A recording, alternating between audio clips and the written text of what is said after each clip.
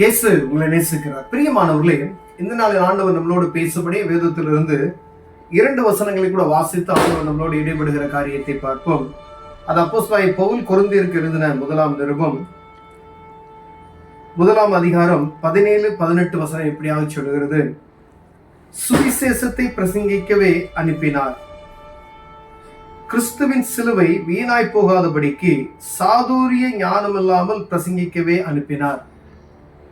சிலுவையை பற்றிய உபதேசம் கெட்டு போகிறவர்களுக்கு பைத்தியமாய் இருக்கிறது, ரட்சிக்கப்படுகிற நமக்கு அது தேவ பலனாய் இருக்கிறது என்று எழுதியிருக்கிறது. பிரியமானவர்களே, பவுல் கொரிந்தியருக்கு எழுதும் பொழுது ஞானஸ்தானத்தை குறித்து எழுதும் பொழுது இப்படி சொல்கிறார். ஞானஸ்தானத்தை கொடுக்கவா நான் வந்தேன், சுவிசேஷத்தை பிரசங்கிக்கவே வந்தேன்.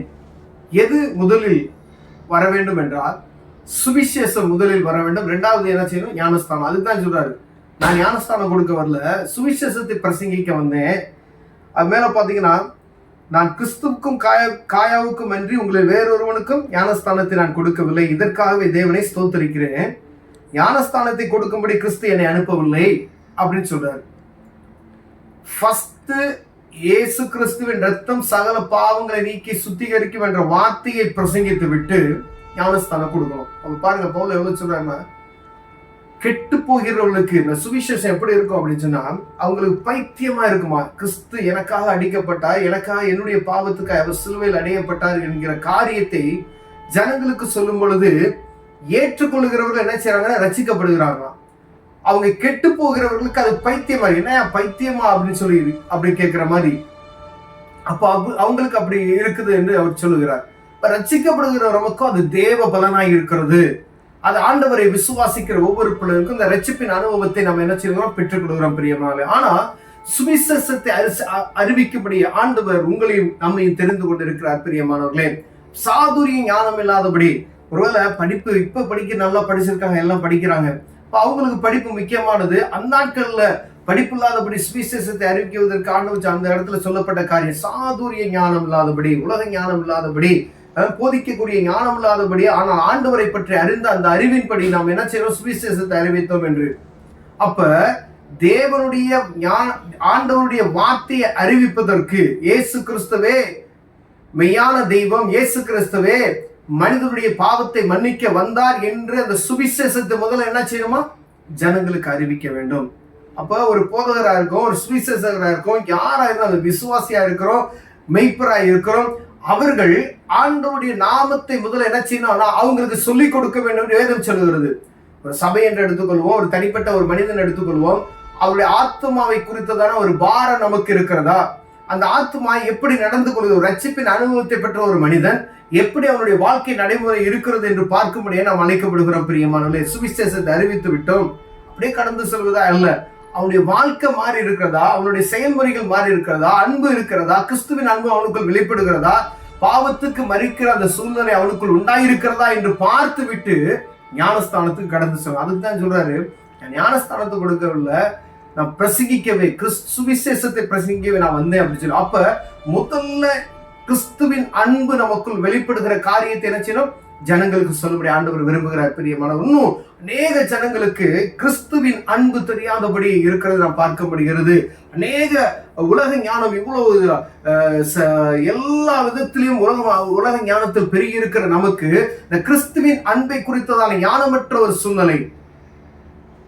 பாருங்கள் எவ்வளவு. அதான் கீழே பாத்தீங்கன்னா, சிலுவையை பற்றிய உபதேசம் கெட்டு போகிறவர்களுக்கு பைத்தியமா இருக்கிறதா, ரட்சிக்கப்படுகிற நமக்கு அது தேவ பலனா இருக்கிறது என்று சொல்லுகிறாங்க. அப்போ உலகத்தில் இருக்கக்கூடிய எவ்வளோ செல்வந்தர்கள், படிப்பு ஞானவான்கள் இருக்கிறாங்க, அவங்களே புரிந்து கொள்ள முடியாத அளவிற்கு அது எப்படி இருக்கு? அவங்களுக்கு அது புரியல. ஆனா நமக்கு அது தேவ பலனா, அதை அறிந்து கொள்கிறவர்களுக்கு. அப்ப கிறிஸ்துவின் அன்பு, கிறிஸ்து தான் அந்த பூமிக்கு மனிதனுடைய பாவத்தை மன்னிக்க வந்தார் என்ற சுவிசேஷத்தை ஜனங்களுக்கு பிரதிபலிக்கும்படியே ஆண்டவர் உங்களையும் என்னையும் அனுப்பியிருக்கிறார் பிரியமானவர்களே. அப்ப எத்தனை பேருக்கு நம்ம இயேசு கிறிஸ்துவின் ரத்தம் சகல பாவங்களை நீக்கி நம்மை சுத்திகரிக்கும் என்ற வார்த்தையை நம்ம அறிவித்திருக்கிறோம். எத்தனை பேர் பாவத்துல சிக்குண்டு அதுல வெளியே வர முடியாதபடிக்கு மனச்சாட்சியில் குத்துண்டவர்களை எத்தனை பேர் கிடக்குறாங்க? பாவத்தை உணராதபடிக்கு எத்தனை பேர் இருக்கிறாங்க? இந்த பாவம் என்கிற ஒரு காரியம் உண்டு என்பதை ஜனங்களுக்கு அறிவிக்கும்படியாய் ஆதாம் ஏவாள் காலத்துல இருந்து மனிதன் பாவத்து நிமித்தமாய் அழிக்கப்பட்டு கொண்டு வந்தான் என்பதை நாம் அறிந்திருக்கிறோம். ஒரு ஜெனரேஷன் முழுவதும் அழிக்கப்பட்டது. நோவா பேரையில காப்பாற்றப்பட்டவர்கள் 8 பேரு. திருப்பி எங்கெங்கெல்லாம் அவங்க பாவம் செய்யறாங்களோ, இஸ்ரவேல் ஜனங்கள் எங்கெல்லாம் முறுமுறுத்தார்களோ, பாவத்துல விழுந்தார்களோ, அங்க அழிக்கப்பட்டு கொண்டே வந்தார்கள் என்பதை நாம் மறந்து போகாதபடிக்கு ஆண்டவராய் இயேசு கிறிஸ்து அவர் ஜனங்களுடைய பாவத்தை மன்னிக்க தன்னையே பலியாக கொடுத்தார். அவருடைய இரத்தத்தினால மீட்டுக் கொள்ளப்பட்ட எத்தனை பேர்கள் அவங்க பூரா என்ன செய்யறாரு? ஆண்டவர் ஆசீர்வதித்து உயர்த்த வல்லமையுள்ளவராய் இருக்கிறார்.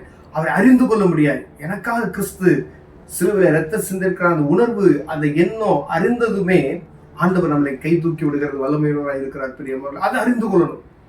அதை அறிந்து கொள்வது என்பது பாவத்துக்கு மரித்து நீதிக்கு பிழைக்கக்கூடிய அந்த அனுபவமாகிய ஞானஸ்தானத்தை பெறுவதற்கு நாம் கடந்து செல்ல வேண்டும். இப்ப சுவிசேஷத்தை பிரசங்கிக்கிறவர்களாகிய நாம், நீங்க யாரா இருந்தாலும் சரி, ரட்சிப்பின் அனுபவத்தை பெற்றிருக்கிற ஒவ்வொரு என்ன செய்யணும்? சுவிசேஷத்தை பிரசங்கிக்க அனுப்பப்பட வேண்டும். சாதுரிய ஞானம் இல்லாதபடி, ஞானம் நான் படிக்கலையே அப்படின்லாம் இல்ல. இயேசு கிறிஸ்துவின் ரத்தம் சகல பாவங்கள் நீக்கி சுத்திகரிக்கின்ற வார்த்தை யார் வேணாலும் சொல்லலாம். ஒரு துக்கத்துல இருக்கிற மனிதனுக்கு ஆறுதலான வார்த்தை யார் வேணாலும் சொல்லலாம். அதுக்கு ஒரு படிப்பு தேவையில்ல.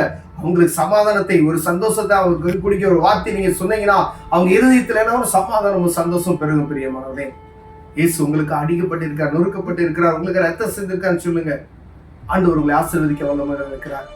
இயேசு கிறிஸ்துவின் அன்பை பிறருக்கு சொல்லுவதே சுவிசேஷம். கண்களை மூடி ஜெபம் செய்வோம். அன்பை தகப்பனே, அருமையான நாளுக்காய் ஸ்தோத்திரம்.